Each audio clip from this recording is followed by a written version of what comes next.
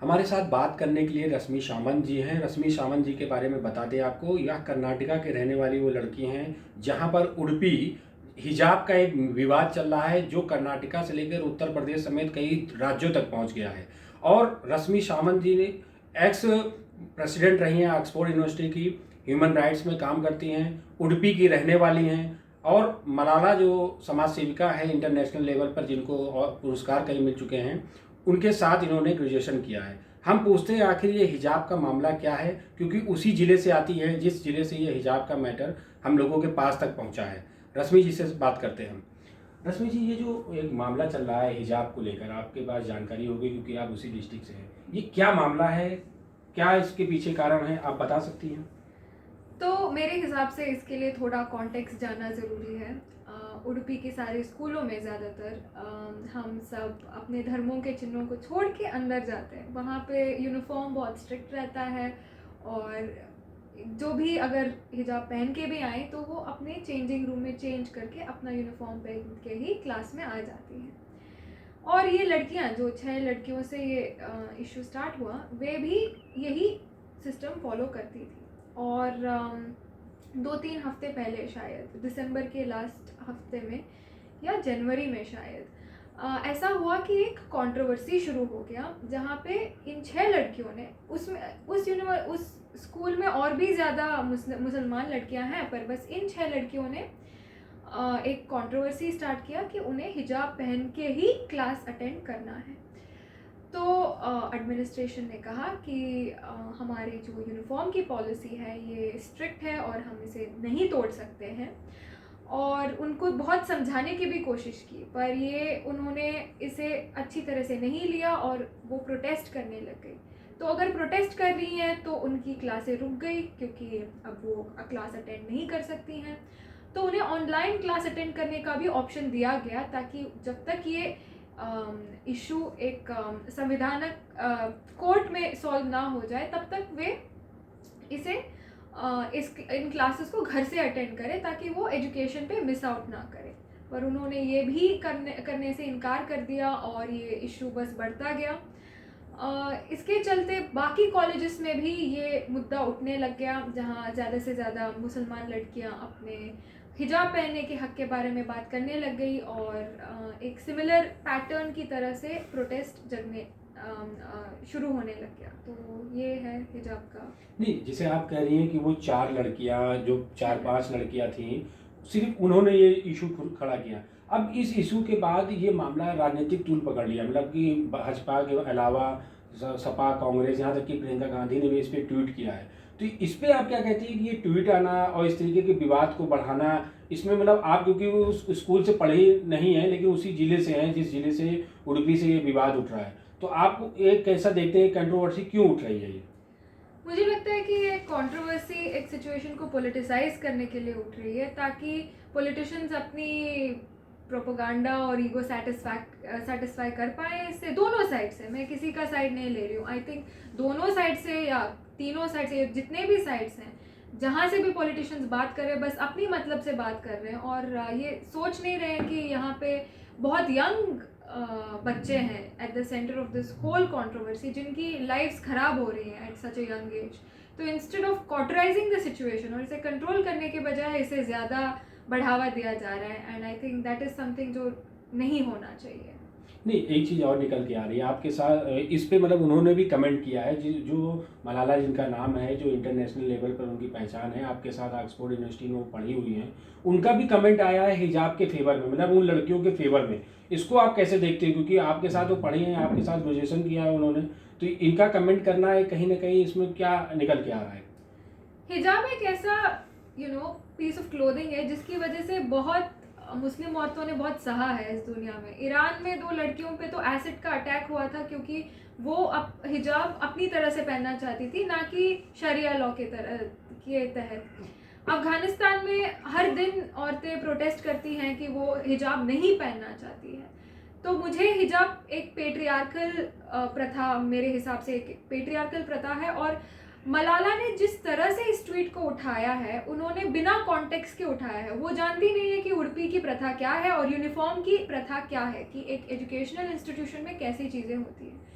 वे एक Islamic country में पली बड़ी हैं और उसके बाद वो एक क्रिश्चियन कंट्री में गई हैं, तो वो क्या जाने कि हमारे सेक्युलर कंट्री के फॉर्म्स क्या हैं। तो एक स्कूल एक सेक्युलर प्लेटफॉर्म है जहाँ पे किसी को अपने धर्म की फ्लॉन्ट तो नहीं करते हैं, वहाँ पे तो सब हम जाते हैं अपने यूनिफॉर्म में ताकि कोई भेदभाव ना हो। तो मुझे लगता है कि उनका इस मामले में आधे इन्फॉर्मेशन को प्रेजेंट करना बहुत हानिकारक है, क्योंकि उनके पास एक बहुत बड़ा प्लेटफॉर्म है जिससे लोग इन्फ्लुएंस होते हैं, जिससे लोग काफ़ी तरह से वो इंस्टिगेट भी हो जाते हैं। तो मुझे लगता है कि ये जो उन्होंने किया वो गलत है। और उन्होंने ये भी कहा कि हिजाब ना पहनने से औरतें मार्जिनलाइज हो जाती हैं सोसाइटी में। मुझे लगता है कि हिजाब पहनने से औरत मार्जिनलाइज हो जाती हैं, क्योंकि उन्हें रेगुलर लड़कियों से अलग वो करता है, differentiates them, which is very bad. तो मुझे लगता है कि उन्होंने विदाउट कॉन्टेक्स्ट अपने प्लेटफॉर्म को इस इशू पे एक कमेंट मारा है। नहीं, जैसे आप बता रही हैं कि ये उन्होंने बिना जानकारी के किया, तो बिना जानकारी के तो पूरे देश भर में, क्योंकि आप ह्यूमन राइट्स से भी जुड़ी हुई हैं और अदर स्टेट में कई जगह जाती भी हैं, तो बिना जानकारी के तो कई जगह ऐसी चीज़ें निकल के आ रही हैं। हम लोगों तक ये जानकारी मिल गई है कि हिजाब न पहनने की वजह से स्कूल में विवाद हो गया, मतलब सैकड़ों लड़के उस लड़कियों के पीछे कमेंट कर रहे थे या फिर नारेबाजी कर रहे थे। तो ये मतलब ऐसी चीज़ें क्यों निकल के आ रही हैं? उडुपी में ये प्रथा है कि नहीं है? उडुपी में तो ऐसा कोई प्रथा नहीं है। उडुपी एक बहुत ही पीसफुल और अच्छी जगह है, पर ये एक पॉलिटिसाइज्ड इवेंट हो गया है। एक छोटी सी चीज़ बहुत बड़ा किया जा रहा है पॉलिटिशियंस की वजह से। अभी तो इलेक्शंस भी आएंगे, तो इन चीज़ों से ही तो अट्रैक्शन बढ़ता है। तो मुझे लगता है कि ये एक सिचुएशन को गलत तरीके से खींचा जा रहा है और हर साइड से लोग blame, people are to be blamed. जैसे कि उन लड़कियों के माता पिता कह रहे हैं कि अगर वो हिजाब नहीं पहनेंगी तो उनका एजुकेशन रोक दिया जाएगा। ये तो एक, they have the right to education and it's a constitutional right. कोई माँ बाप ऐसे कैसे कह सकता है कि वो उनकी एजुकेशन रोक देंगे? तो ये एक बहुत ही अलग तरीके से इसे खींचा जा रहा है, even by our own society. I think हम अपनी सोसाइटी में ही कई तरह से फॉल्ट में हैं। बहुत सारे मुस्लिम लीडर्स जो आगे आके कह रहे हैं कि we should all follow uniform और हमें किसी भी प्लेटफॉर्म में रिलीजन को नहीं लाना चाहिए, उन्हें भी थ्रेट कॉल्स मिल रहे हैं उस रीजन में। आप पढ़ सकते हैं इसके बारे में, ये कंफर्म्ड रिपोर्ट है जिसके बारे में ऑलरेडी न्यूज़ आर्टिकल्स छप रहे हैं कि मुस्लिम लीडर्स को भी थ्रेट कॉल्स आ रहे हैं for taking the stand that all students should wear the same uniform.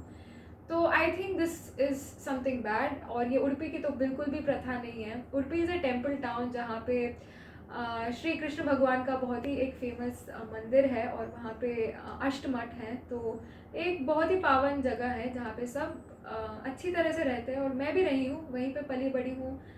22 साल रही हूँ मैं वहाँ पे। तो मुझे लगता है कि ये सिचुएशन खड़ा क्रिएट किया गया और इसे बढ़ावा दिया जा रहा है हर तरह से। नहीं, एक चीज़ और निकल के आ रही है। आपने बताया कि वहाँ पे ऐसा कभी नहीं था, मतलब वहाँ के बच्चे पढ़ाई करते थे और जो भी वहाँ पे रूल्स होते थे उसके हिसाब से करते थे। आपने भी वहाँ पे पढ़ाई की हुई है, तो ये जो निकल के आ रहा है, अब यूपी में इलेक्शन है, यूपी समेत 5 स्टेट में इलेक्शन है, सभी को मालूम है, और ये मुद्दा 2 दिनों से तो खासकर बहुत ज़्यादा सर्कुलेट हो रहा है, वायरल हो रहा है।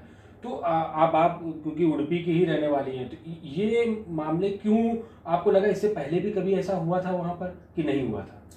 मेरी लिविंग मेमोरी में तो ऐसा कभी नहीं हुआ है और मैं 22 साल, पिछले 22 साल की गारंटी दे सकती हूँ कि ऐसा तो कभी नहीं हुआ है वहाँ पे। तो ये बस अभी हुआ है। अभी हुआ नहीं, तो जैसे कुछ बच्चे वहाँ जो नारे लगा रहे थे, जो भी मतलब उसमें भगवा पहने हुए थे, वो लड़की थी जो अकेले थी, तो ऐसा क्यों हुआ है? ऐसा कुछ आपने जानकारी की, क्योंकि आप वहाँ से हैं तो कुछ जानकारी आपको मिली?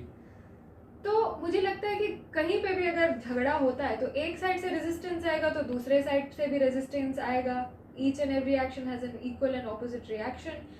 तो यही तो हुआ वहाँ पे। तो अगर एक साइड से नाराबाजी चालू होगा तो दूसरे साइड वाले से भी नाराबाजी शुरू होगा। तो ये एक, this is the way, law of nature. तो बस यही हो रहा है और the incapacity of administration to stop this is just fuelling it मोर।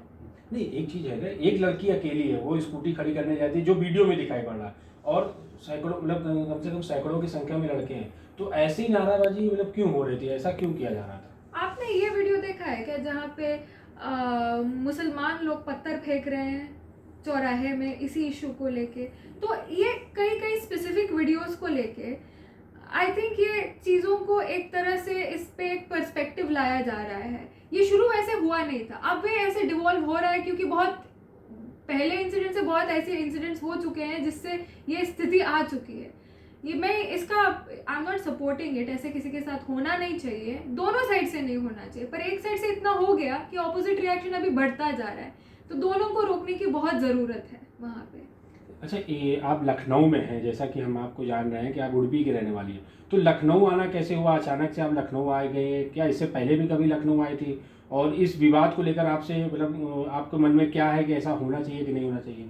तो मैं 2 महीने पहले भारत आई हूँ, तब से मैं भारत में कई सिटीज़ विज़िट कर रही हूँ, लोगों से मिल रही हूँ सोशल वर्क के तहत। तो मैं अभी लखनऊ विज़िट कर रही हूँ।